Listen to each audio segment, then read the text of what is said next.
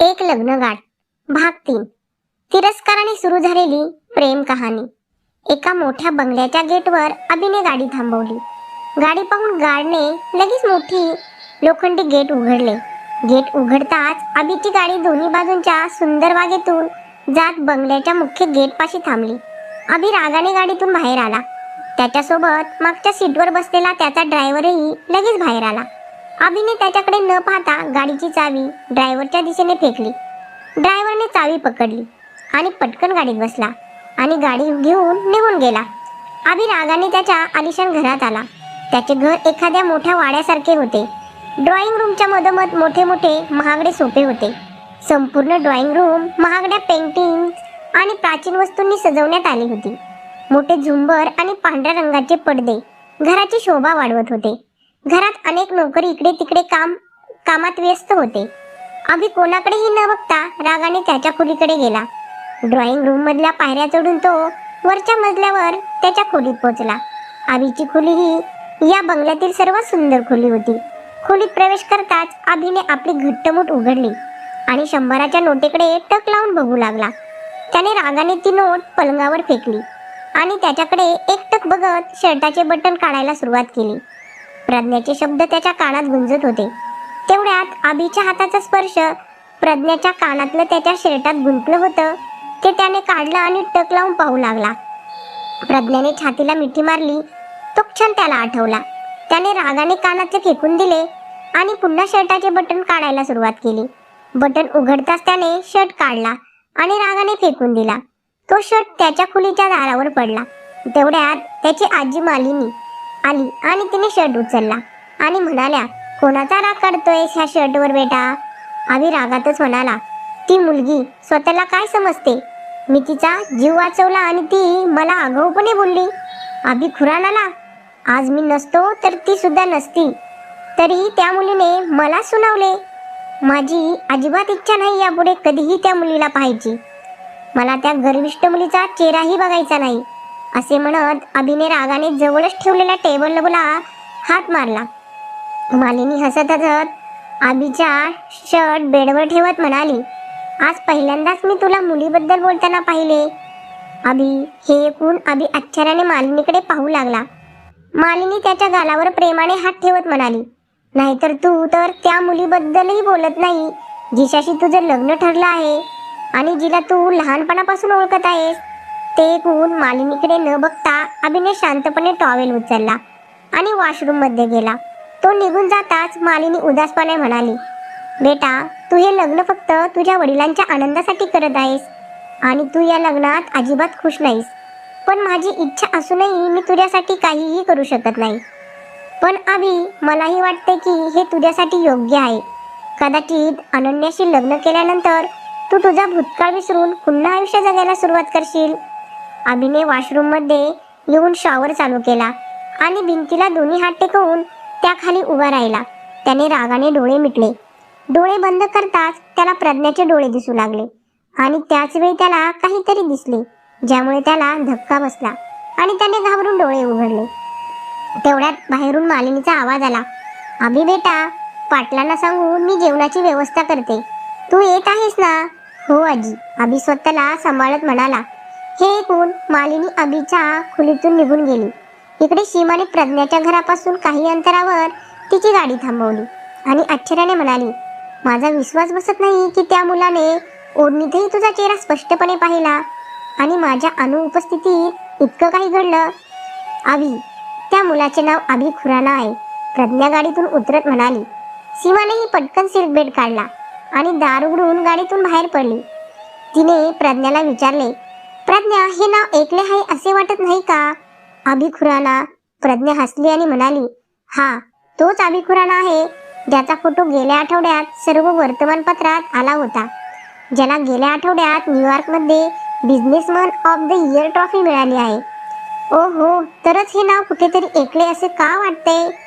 असं म्हणत सीमा गाडीतून सामान बाहेर काढू लागली। प्रज्ञा गाडीतून तिला मागे झुकवत म्हणाली, मी उज्जैनमध्ये त्याला ओळखले नाही, पण त्याने मला त्याचे नाव सांगताच मला आठवले। सीमाने तिच्या गाडीतून सामान बाहेर काढले आणि प्रज्ञाला देत ती म्हणाली, हे घे तुझ्या वाढदिवसाच्या भेटवस्तू। त्यात तुला आवश्यक असलेली प्रत्येक गोष्ट आहे. प्रज्ञा सीमाकडे रोखून पाहत म्हणाली, तुला हे जास्त वाटत नाही का? सीमाने हसत प्रज्ञाला बाजूने मिठी मारली आणि खूप प्रेमाने म्हणाली, वर्षातील हा एकमेव दिवस आहे जेव्हा मी तुला तुझ्या स्वाभिमानाला धक्का न लावता तुझ्यासाठी काही करू शकते. नाहीतर वर्षभर तू माझ्या पैशाने 10 रुपयाचा गोलगप्पाही खात नाहीस. मी वर्षभर तुझी आज्ञा पाळते ना, मग तू फक्त एका दिवसासाठी माझी आज्ञा पाळू शकत नाहीस का? आणि माझ्या वाढदिवशी तूही मला भेटवस्तू देते तेव्हा मी कोणतेही नाटक करत नाही. प्रज्ञा हसत हसत म्हणाली, तोच वर्षानुवर्षे जुना झालेला डायलॉग, कधीतरी नवीन काहीतरी बोल. सीमा प्रज्ञाच्या दोन्ही खांद्यावर हात ठेवत तिच्याकडे वळत म्हणाली, तू पण दरवर्षी असेच नाटक करतेस. प्रज्ञा हसते आणि सीमाला मिठी मारते. हसत हसतच तिच्या डोळ्यात अश्रू तरळले. तिने सीमाला घट्ट पकडले आणि म्हणाली, थँक्स सीमा, तू माझा सर्वात मोठा आधार आहेस आणि माझी हिंमत सुद्धा. तू नसतेस तर मी खूप आधी तुटून गेले असते. थँक्स सीमा, मला तुझी मैत्रीण बनवल्याबद्दल. सीमानेही रडत रडत प्रज्ञाचे अश्रू पुसले आणि म्हणाली, तू माझा एकमेव आधार आहेस. माझ्याकडे सर्व काही असूनही मी एकटीच असते. माझ्याकडे संपत्ती आहे पण माझ्या आई वडिलांचे प्रेम नाही, कारण त्यांच्याकडे माझ्यासाठी वेळ नाही. पैसे कमवण्याच्या आणि एकमेकांच्या पुढे जाण्याच्या शर्तीमध्ये ते त्यांच्या एकुलत्या एक मुलीला विसरले आहेत. माझ्या सर्व नात्यांपेक्षा तुझी मैत्री माझ्यासाठी महत्वाची आहे. म्हणून कृपया आता रडणे थांबव आणि मला देखील रडू नकोस, समजले का प्रज्ञा? दोघीही रडत रडत हसायला लागल्या. सीमाने गाडीतून आणखी पिशव्या काढल्या आणि गाडी लॉक करताना म्हणाली, बरं एक, मला नोट मिळताच मी रतनला तुझ्याकडे पाठवून देईल. तू आरामात अभ्यास कर. आणि हो, मी तुझी सेमिस्टरची फी भरली आहे. शिष्यवृत्ती मिळाली तर व्याजासह परत कर. प्रज्ञा हसायला लागली. आता चल, मला हे सामान तुझ्या घरी ठेवू दे, असे म्हणत सीमा पुढे गेली आणि प्रज्ञाही हातात पिशव्या घेऊन हसत तिच्या मागे चालू लागली. रस्त्यावरून गल्लीत येताच काही अंतर चालल्यावर दोघीही प्रज्ञाच्या घरी पोहोचतात. प्रज्ञाचं घर अगदी छोटं होतं. दरवाजा उघडाच होता, त्यामुळे दार ठोठवण्याची गरज नव्हती. दोघी सरळ घरात गेल्या. आत येताच प्रज्ञाची नजर तिचे वडील सतीश यांच्यावर पडली, जे व्हीलचेअरवर बसून वर्तमानपत्र वाचत होते. प्रज्ञाने तिच्या हातातील सर्व बॅगा दाराजवळ ठेवलेल्या खुर्चीवर ठेवल्या. ती वडिलांच्या पायाजवळ बसली आणि त्यांना विचारले, पप्पा तुम्ही औषध घेतले का? सतीश हसत प्रज्ञाच्या डोक्यावर हात ठेवत म्हणाले, हॅपी बर्थडे बेटा. हे ऐकून प्रज्ञाच्या चेहऱ्यावर हसू उमटले आणि सीमाही हसू लागली. सतीश पुन्हा म्हणाले, बेटा मी सकाळीच उठण्यापूर्वी तू तुझ्या कामाला निघून गेली होतीस, त्यामुळे तुला वाढदिवसाच्या शुभेच्छा द्यायला थोडा उशीर झाला. काही हरकत नाही पप्पा, तुम्ही मला शुभेच्छा दिल्या, माझ्यासाठी ते पुरेसे आहे. धन्यवाद. प्रज्ञा गुडघ्यावर हात ठेवत म्हणाली. सतीश हसायला लागले आणि सीमाकडे बघत म्हणाले, सीमा तू का उभी आहेस, बस ना. सीमा हसली आणि म्हणाली, नको काका, मला आता जायला हवं. मी प्रज्ञाला सोडायला आले होते. नाही बेटा, चहा पिऊन जा. असे बोलून सतीश प्रज्ञाला म्हणाले, प्रज्ञा जा बेटा, निदान सीमासाठी चहा तरी कर. प्रज्ञा उठली आणि स्वयंपाकघरात जायला निघाली होती. तेवढ्यात सीमा तिचा हात धरून सतीशला म्हणाले, काका आज आम्ही दोघींनी इतकं खाल्लं आहे की आमच्या पोटात चहाच्या कपाला सुद्धा जागा नाही, म्हणून आजचा चहा मी पुन्हा कधीतरी पिईन. सतीश हसायला लागला. सीमाने प्रज्ञाचा हात धरला. तिला तिच्या खोलीकडे नेत म्हणाली, चल आपण या वस्तू तुझ्या खोलीत ठेवू. दोघी सर्व बॅगा घेऊन प्रज्ञाच्या खोलीत आल्या. आत येताच सीमाने प्रज्ञाच्या खोलीचा दरवाजा बंद केला आणि सामानातून एक पॅकेट उचलले आणि प्रज्ञाला दिले आणि म्हणाली, उघड. प्रज्ञाने सीमाकडे बघितले आणि पॅकेट उघडले. पॅकेटमध्ये एक सुंदर काळ्या रंगाचा ड्रेस होता. प्रज्ञा त्याच्याकडे आश्चर्याने पाहू लागली. सीमाने ड्रेस उचलला आणि प्रज्ञाचा हात धरून तिला आरशासमोर आणले. तो ड्रेस प्रज्ञाच्या अंगावर टाकत तिने विचारले, तुला कसा वाटला? ओहो, म्हणजे तू गाडी पार्क करायला नाहीस तर हे घ्यायला गेली होतीस? प्रज्ञाने स्वतःला आरशात बघत विचारले. सीमाने काहीच उत्तर दिले नाही. प्रज्ञा हसली आणि म्हणाली, खूप सुंदर गाऊन आहे, पण मी हा ड्रेस घालून कुठे जाणार?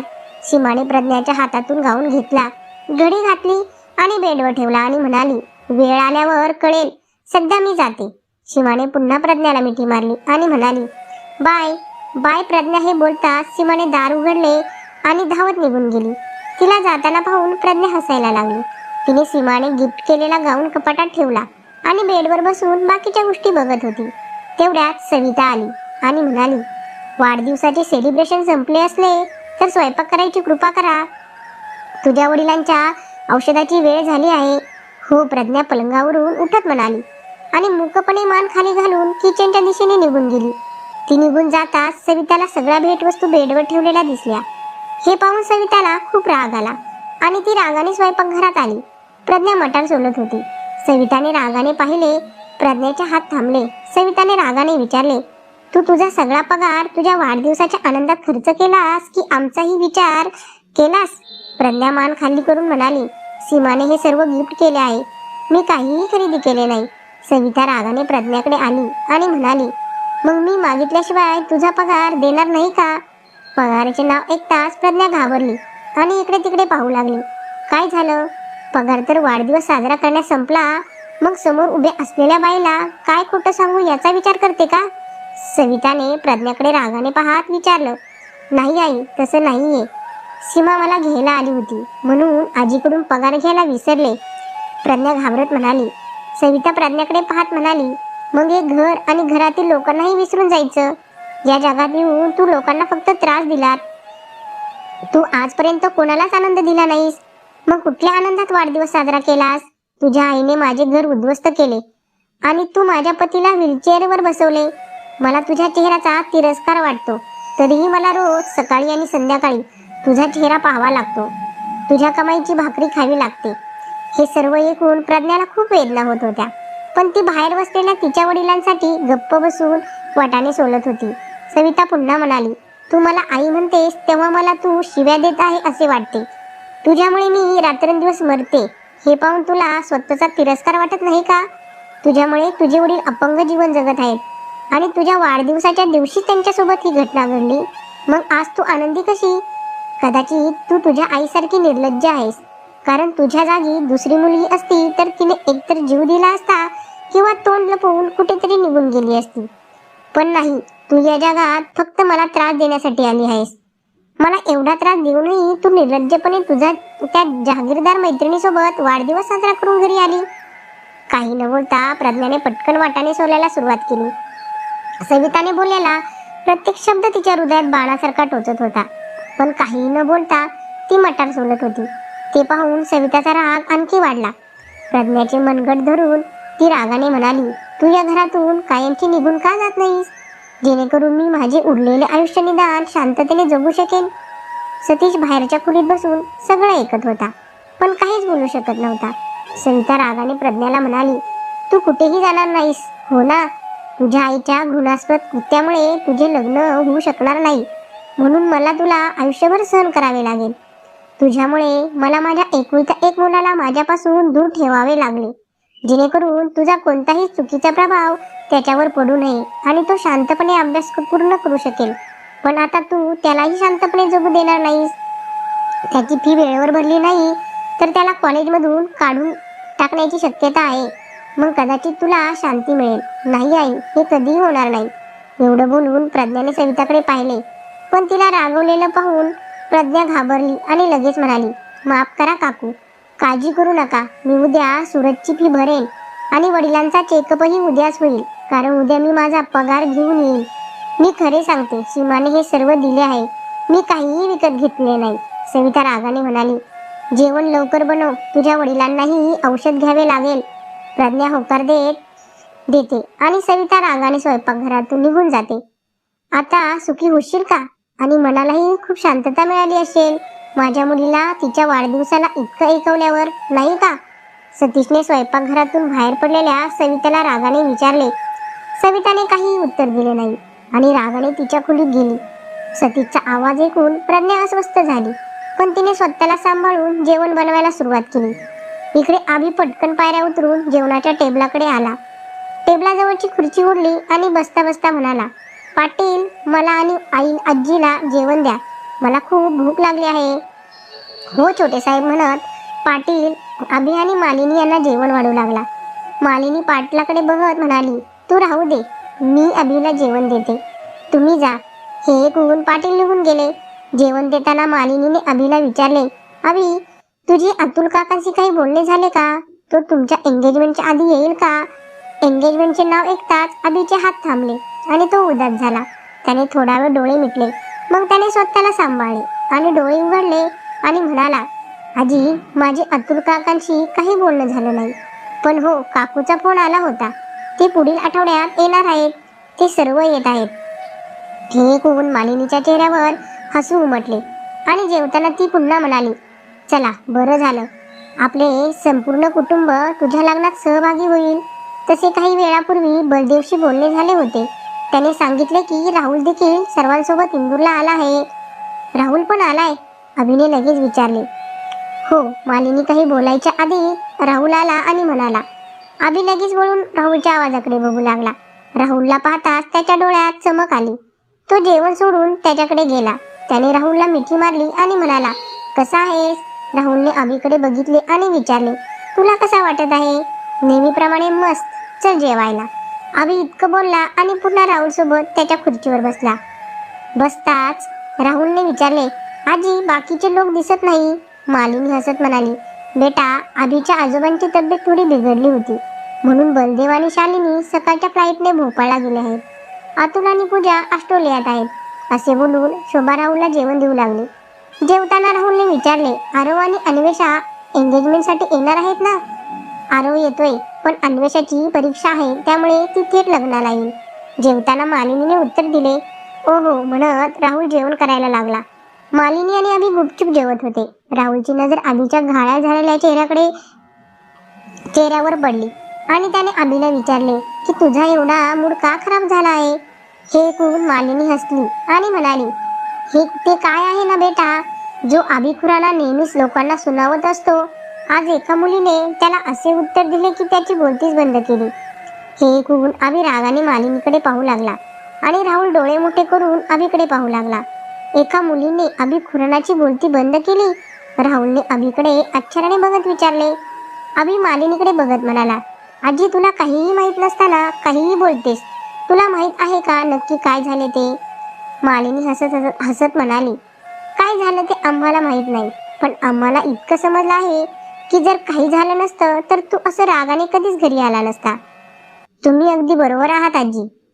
तसे मला त्या मुलीला भेटायला नक्कीच आवडेल, जिने बिझनेसमॅन ऑफ द इयरचा चेहऱ्याचा रंग उडवला आहे. राहुल हसत म्हणाला. अभि रागाने म्हणाला, गप्प बस राहुल, तुझी बडबड बंद कर आणि शांतपणे खा. मालिनी आणि राहुल एकमेकांकडे बघून हसायला लागले. इकडे प्रज्ञा तिच्या खोलीच्या खिडकीजवळ उभी होती. बाहेर रस्त्यावरची मुले बॅडमिंटन खेळत होती. प्रज्ञा मुलांना बघत होती, पण तिच्या कानात सविताचे शब्द गुंजत होते. तेवढ्यात सतीश त्याच्या व्हीलचेअरवर आला. प्रज्ञा सतीशच्या तोंडून तिचं नाव ऐकल्यावर प्रज्ञाने लगेच मागे वळून पाहिलं आणि समोर व्हीलचेअरवर बसलेले तिचे वडील दिसले. त्यांना पाहताच प्रज्ञाने तिची पावले त्यांच्या दिशेने सरकवली आणि त्यांच्या पायाजवळ गुडघे टेकून म्हणाली, काही काम होते तर मला बोलवले असते.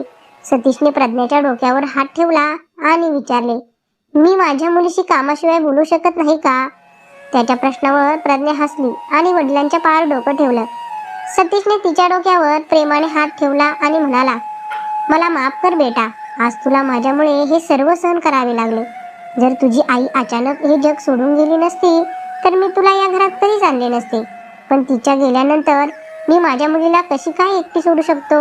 मला माहित होतं की सविता तुला कधीच दत्तक घेणार नाही, पण तरीही मनात आशा होती की 8 वर्षाच्या एका निरागस मुलीचा गोंडस चेहरा पाहून कदाचित ती तुला दत्तक घेईल. पण त्या अपघाताने सविताच्या मनात तुझ्याबद्दल घृणा वाढली. इच्छा असूनही तुझ्यासाठी काही करू शकलो नाही. मला माफ कर बेटा. प्रज्ञा हसत हसत म्हणाली, पप्पा प्लीज सॉरी बोलू नका. मला तुमच्याशी किंवा आईशी काही तक्रार नाही. मला माझ्या आईच्या बोलण्याचं अजिबात वाईट वाटत नाही. फक्त प्रॉब्लेम आहे की मी आईचा त्रास कमी करू शकत नाही आणि मग आज चूक माझ्याकडूनच झाली. माझ्या नोकरीशिवाय आपल्याला कोणताच आधार नाही, त्यामुळे आई माझ्याकडूनच अपेक्षा करेल. पण तुम्ही काळजी करू नका, उद्या सर्व काही ठीक होईल आणि आईची नाराजी आपोआप कमी होईल. हे ऐकून सतीशचे डोळे भरून आले. त्यांनी प्रज्ञाच्या कपाळाचे अत्यंत प्रेमाने चुंबन घेतले आणि म्हणाले, सविता काहीही म्हणू दे, पण माझे मन म्हणते की माझ्या मुलीच्या नशिबात राजकुमार लिहिलेला आहे. एक राजकुमार जो तिला जगातील सर्व सुख देईल. तुझी प्रत्येक इच्छा तो तू न मागता पूर्ण करेल. तुझ्यावर इतकं प्रेम करेन की तुझे हे सर्व त्रास तू विसरशील आणि मग कदाचित मी शांतपणे मरेन. एखाद्या राजपुत्राच्या येण्यामुळे तुम्ही मला सोडून जाण्याचा विचार करत असेल तर मला असा राजकुमार नको आहे. मी अशीच खूप आनंदी आहे, प्रज्ञा रागाने म्हणाली. सतीशने हसत हसत खिशातून काही पैसे काढले आणि प्रज्ञाला दिले आणि म्हणाले, या पैशाने एक छान सूट खरेदी कर, तुझ्या वडिलांकडून वाढदिवसाची भेट. प्रज्ञाने पैसे घेतले आणि आश्चर्याने विचारले, पण बाबा इतके पैसे कुठून आणले? सतीशने हसून प्रज्ञाच्या डोक्यावर हात ठेवला आणि म्हणाले, हे पैसे तुझेच आहे बेटा, जे तू मला दर महिन्याला खर्च करण्यासाठी देते त्यातलेच काही बचत करून ठेवलेले आहेत. हे ऐकून प्रज्ञा हसत हसत म्हणाली, धन्यवाद बाबा, मी उद्या या पैशाने एक छान सूट घेईन. बरं आता मला सांगा, तुम्ही औषध घेतलेस का? होय घेतले, सतीश म्हणाले. प्रज्ञा उभी राहिली आणि म्हणाली, आता मी तुम्हाला तुमच्या खोलीत सोडते. असे म्हणत प्रज्ञाने व्हीलचेअर पकडून वडिलांना त्यांच्या खोलीत नेले. तिने वडिलांना आधार दिला आणि बेडवर बसवले आणि म्हणाली, मी तुमच्यासाठी दूध आणते. असे बोलून प्रज्ञा खोलीतून निघणार होती तेवढ्यात सविता दुधाचा ग्लास घेऊन आली. तिला पाहून प्रज्ञाने नजर खाली केली आणि तेथून शांतपणे निघून गेली. सविताला पाहून सतीश काहीच न बोलता झोपी गेला. सविताने दुधाचा ग्लास टेबलावर ठेवला आणि म्हणाली, माझा राग माझ्यावर काढा, पण दूध प्या. सतीशने डोळे उघडले नाही तेव्हा सविता रागाने तिथून निघून गेली. ती निघून जाताच सतीशने दुधाचा ग्लास उचलला आणि स्वतःशीच म्हणाला, मला हे प्यावे लागेल, कारण मला माझ्या मुलीसाठी लवकर बरे व्हायचे आहे. प्रज्ञा हॉलमध्ये बसून सारखी सारखी दरवाजाकडे पाहत होती. काही वेळाने सीमाच्या नोकराने दार वाजवले. मग प्रज्ञा उठून दरवाजाकडे गेली आणि तिने दरवाजा उघडला. सीमाचा नोकर रतन तिच्यासमोर उभा होता. प्रज्ञाला पाहताच रतन म्हणाला, प्रज्ञा दीदी, सीमा दीदीने हे तुमच्यासाठी पाठवले आहे. थँक्यू रतन. प्रज्ञा एवढं बोलताच रतन तिथून निघून गेला. तो निघून जाताच प्रज्ञाने पुन्हा घराचा दरवाजा बंद केला आणि नोट बघत तिच्या खोलीत आली. तिने नोट्स बेडवर ठेवल्या आणि पटकन तिची पुस्तके उचलली आणि अभ्यास करू लागली. तेवढ्यात सविता खोलीत शिरली. तिच्या हातात कॉफीचा मग होता. तिला पाहून प्रज्ञाने पुन्हा नजर खाली केली. सविताने काही न बोलता कॉफीचा मग टेबलावर ठेवला आणि म्हणाली, लवकर झोप. उद्या जर तू तुझ्या अभ्यासामुळे उशिरा उठलीस तर तुला कामाला जायला उशीर होईल आणि तू तुझी नोकरी गमवावी अशी माझी इच्छा नाही. असे म्हणत सविता रागाने निघून गेली. ती निघून जाताच प्रज्ञाने कॉफीचा कप उचलला आणि हसत हसत म्हणाली, थँक्स आई, तू माझ्यासाठी कॉफी आणलीस. मला माहित आहे की मी आरामात अभ्यास करावा आणि लवकर झोपू नये, म्हणून तू माझ्यासाठी कॉफी आणून दिली. कथा आवडली असेल तर लाईक आणि सबस्क्राईब करा आणि पुढील भाग नक्की बघा. धन्यवाद.